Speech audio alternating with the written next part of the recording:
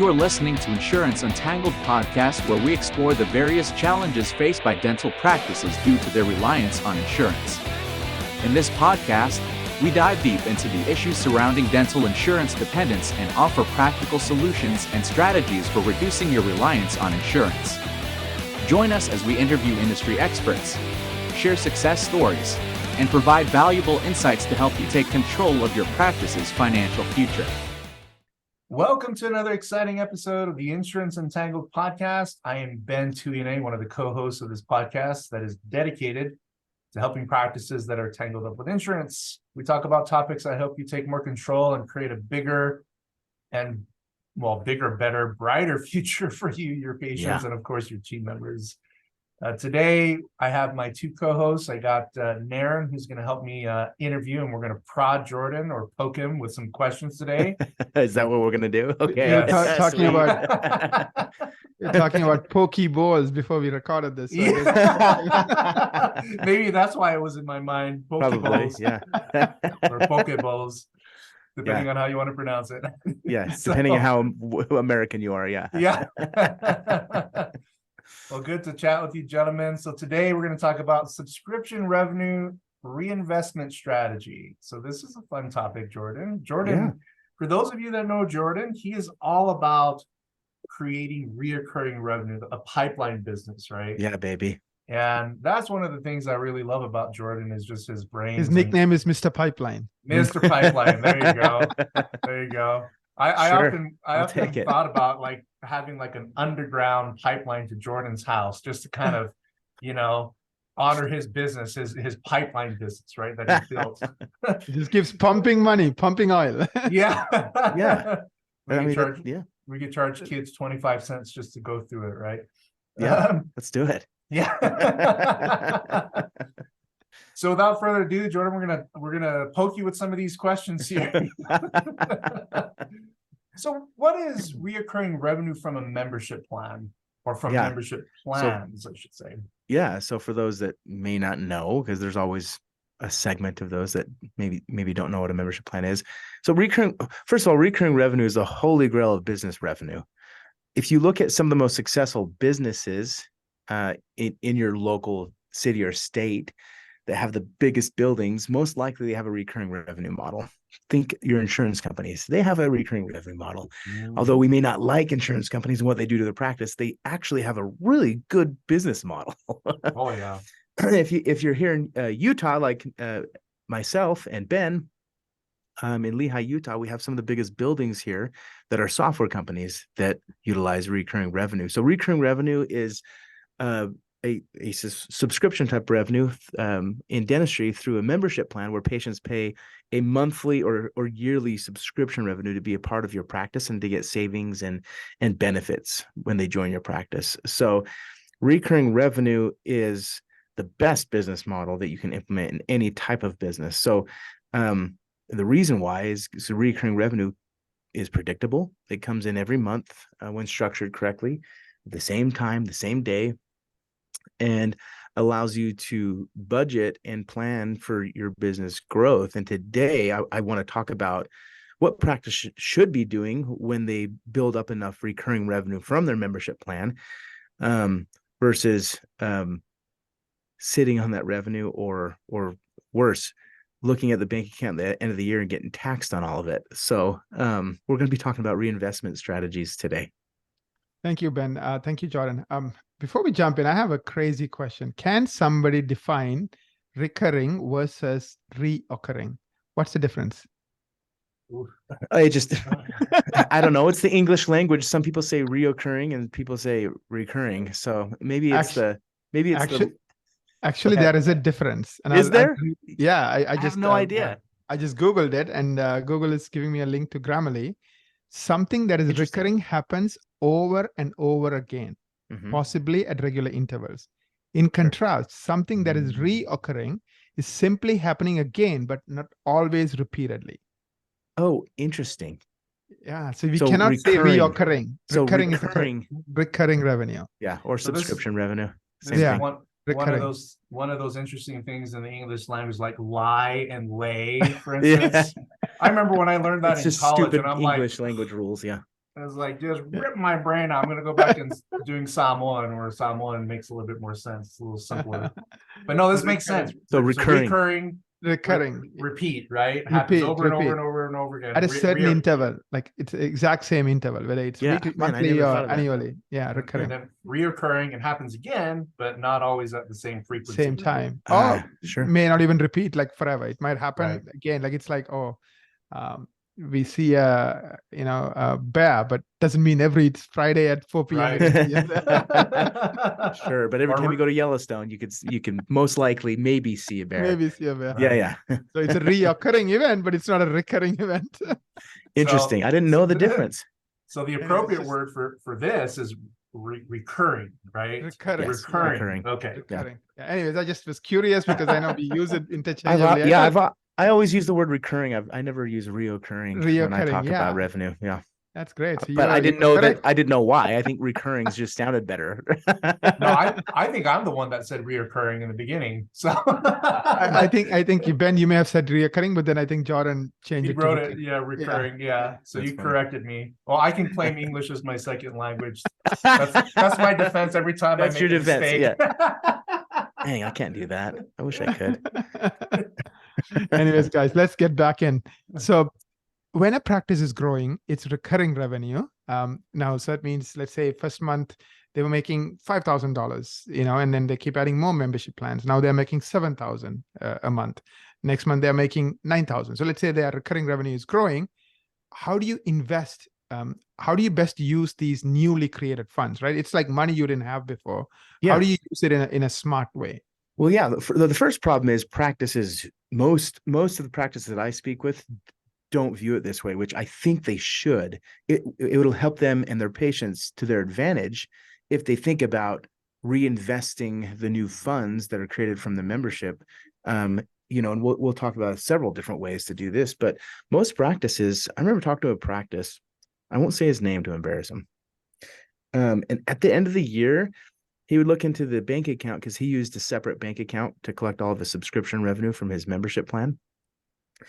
He would look into it and he'd have an extra, call it $200,000 from his membership plan for the year.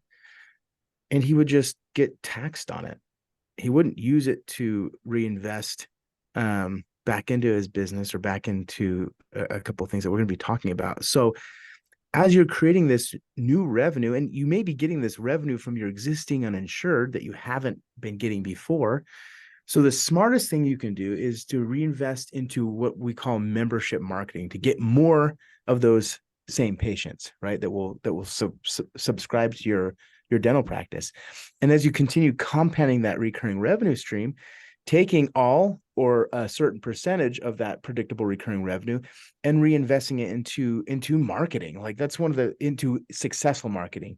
So using SEO, PPC, direct mail, and maybe small business marketing to attract small businesses to sign up for your membership plan, but using those newly created funds to attract more of those same patients. The longer you do that, and this is literally how our most successful practices are growing. They're just taking that recurring revenue that they're generating, reinvesting it into marketing channels, and finding those same type of patients that will subscribe to their office and building up a large membership base, right? So that's the first thing that I would be, if I were running a dental practice with a growing membership program, I would probably be taking 100% of those funds in the early days and just putting it back into acquiring more of those types of patients because they are more valuable for your practice, meaning they pay you a subscription, but then they spend 3 times more than a non-member. So, and they're loyal.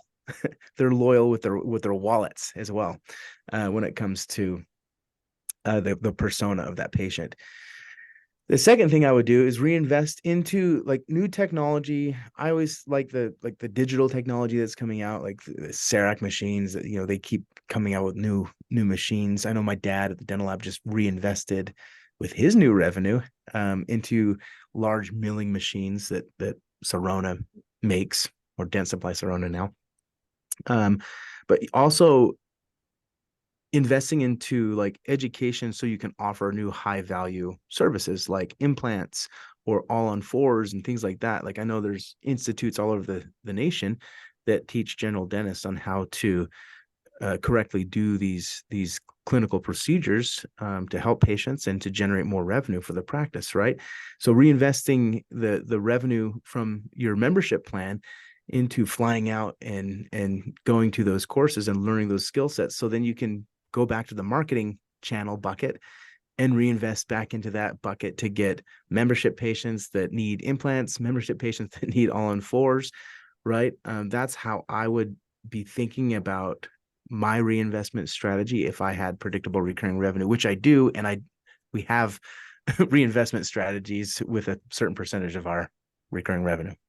That's awesome. I do have some follow-up questions, Jordan, on what you just said. So let's take, I see 3 buckets, right? 2 big buckets, but one is marketing, SEO, PPC to get new membership patients. Yes. Number 2 is,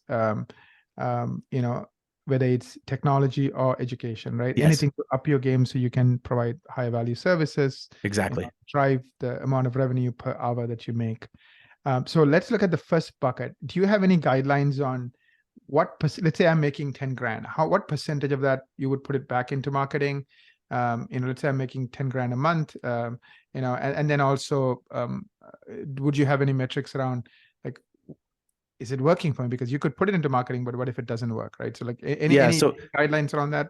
Yeah. So, well, number one is what's your desired outcome, right? As a practice owner that owns this membership plan, right? Do you want to be $1 million membership plan practice, or are you cool with just a few $100,000? So that would be my first question, to get really clear on your vision of the type of revenue and the amount of revenue you want to grow. So if you want to be $1 million practice, I'd be throwing 50% plus in the early days of the revenue that is generated to finding and attracting more membership patients, right? Because then you build a compounding growth recurring revenue model, meaning every month that you're successful with finding those types of patients, the recurring revenue just continues to compound, and month over month you're able to invest more into marketing. So it just really depends on your desired outcome and the stage of practice ownership you're in. Are you getting ready to retire and you only got a few years left? I would be putting a lot of my reinvestment back into growing the membership plan, because it's going to be more valuable. It's going to be more valuable practice by the time you sell it for the next dentist that purchases your practice. It's a more valuable proposition when you sell your practice. So it really just depends on your stage. I'm more aggressive when it comes to growth strategies, though. So it really just depends on the desired outcome.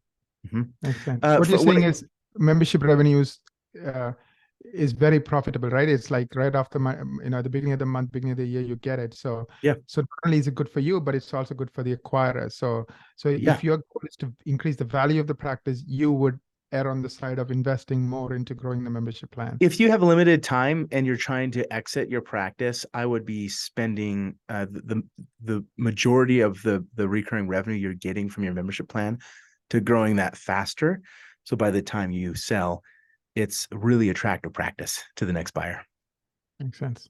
Which you can command a higher premium for an attractive practice versus letting your practice die. That happens a lot where dentists, as they get older, you're getting tired, you're wanting to exit, you're not thinking about building value for the next. But if you do that, the value hits your bank account, right? When you sell the practice, versus the next dentist that purchases your practice is going to be probably hungry and hungry and more focused on growth. So if you provide that type of practice with them now, they're going to pay for a higher premium. Yeah. When it comes to like, hey, is this marketing working or not working? Like that's going to be a big question that you've got to be testing out. Our data says that the practices that are growing the most successful membership programs have a marketing partner. that is helping them, whether it's in office or a third-party marketing agency like yourself, Naren. Our data says that our fastest growing practices have a marketing partner, and which is really interesting because we have like one of our fastest growing practices is in Hawaii, and they are growing like 80 to 100 new membership patients per month. It's fascinating, and they have a marketing agency as their partner. So I think, when it comes to the marketing question, is my marketing going to be successful? Partnering with the right marketing partner or employee is definitely key. Makes sense. Jordan, Jordan. What are ways to incentivize your team to continue growing the reoccurring revenue components of your practice through your membership plan? Yeah, so this is a huge thing too when it comes to like reinvesting in. One of the reinvestment strategies that I recommend is reinvesting into an incentive program for your office team. Some of the most successful practices, in fact, the top 10 growing that I keep talking about, have some type of mechanism within their practice that rewards their team members for signing up membership patients and selling the membership plan. So I always recommend having some type of reward system, right? So a good example is in you can actually design this in Boom Cloud, our technology. We have a section called rewards where you can set up a tracking system to track all your staff and who they sign up and how many patients they sign up per month. And you can give them a small bonus for every patient sign up. So the beautiful thing about that too is you can have the patient cover that bonus, meaning you can create a one-time enrollment fee when they sign up for the membership plan, call it $50, and you give $20, $25 to your staff member that has signed that patient up. So reinvesting back into your team and getting them excited to help you grow your membership program, right? There's no such thing as a membership program that just grows them itself, right? You need to have your team, you need to have marketing, and you need to train your team to be excited and motivated to get the word out and talk to every single patient that comes through your door. So once again, most successful practices have a reward system to reward their team for signing up the most valuable patient in the practice, a patient that's committing to pay a subscription and that the data says spends 3 times more.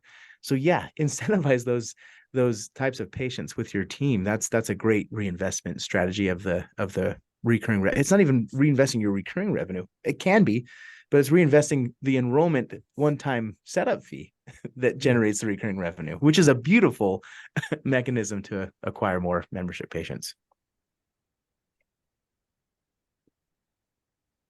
That's awesome, Jordan. Thank you for that.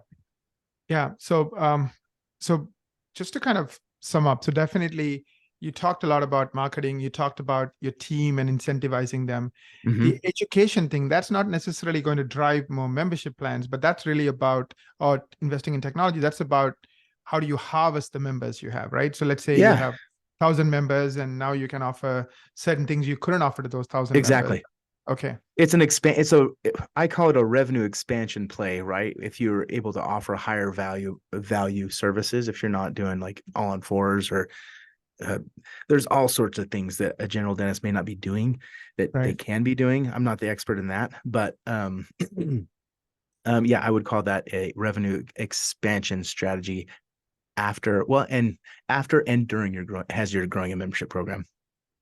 And what percentage? I know, like sometimes I remember talking to somebody about he flies a plane, and I think he owns a plane, and I think every so many years he has to spend so much money to service it, but he doesn't have a big check to write, so he puts away a certain percentage of his cost into this bucket that then he uses every 3 years or 4 years for that major. Sure. And so, what percentage of that, let's say recurring revenue, that you think should go into this bucket of expansion, like whether it's tech or education? Yeah, I mean I can tell you how I would do it personally as a business owner, but it's really going to be up to the practice and the decision maker of the budget.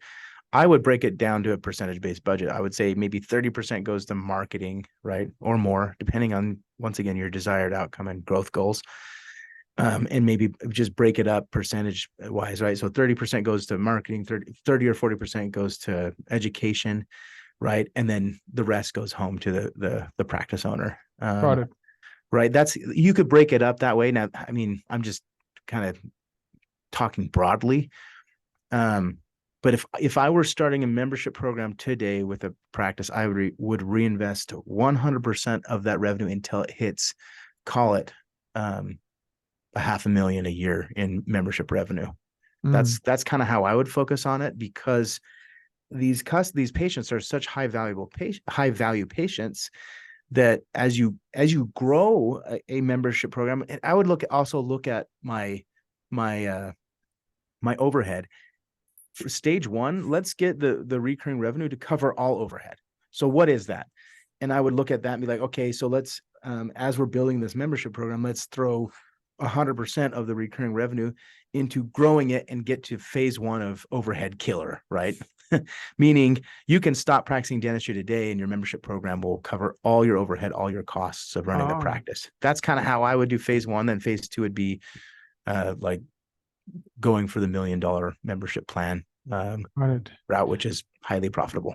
I love that phase approach. So first, set it up the overhead, and that could be the goal. And until you get that, keep investing. And then once you get there, then hey, either stop there or go. Man, if you have a practice that with a membership program that could cover your overhead and beyond, you are living dentistry differently than most dentists out there. You are literally waking up, sleeping well, and you have a better business model than most dental practices out there. So yeah, it's critical to get to the overhead killer phase, let's call it that. And then the profitable phase afterwards, as you continue growing and reinvesting. Thank you so much, Jordan. Any resources, if somebody's interested in, growing the successful membership plan? I know this itself is a resource. I'm sure this is going to be a viral episode that a lot of people are going to share, but any additional resources, Jordan? Yeah. So go to boomcloudapps.com. We have several resources there, some webinars and ebooks. We have the $1 Million Membership Plan ebook that talks more in detail on how practices are growing their membership program to get to the $1 million recurring revenue goal. So that book is awesome. It teaches a lot of practices there on marketing strategies and what the successful practices are doing to grow these membership programs successfully. So boomcloudapps.com, go there, click the free books section, and you'll find all the resources you need. Yeah, I think that $1 Million Membership Plan book would be awesome because it is a blueprint based on actual examples, actual cases of all of Jordan's clients. So, hey, you don't have to reinvent the wheel. You can just follow in the footsteps of others. So check that out. Go to the show notes, insuranceuntangled.com. Again, you can listen to this. You can, read transcripts. You can go back and listen to past episodes. If you love this episode, of course, share it on social media. Write a review for us on Google Play or Apple, or any of your favorite podcast platforms. We love what we do here, Jordan, Ben, and I, and we appreciate all of you. We can't do what we do without you. We have a big event coming up, and we'll be announcing that shortly on our platform. It's going to be in early December, and hope to see you there. It's going to be, I think, the first Friday of December at 12 Eastern time.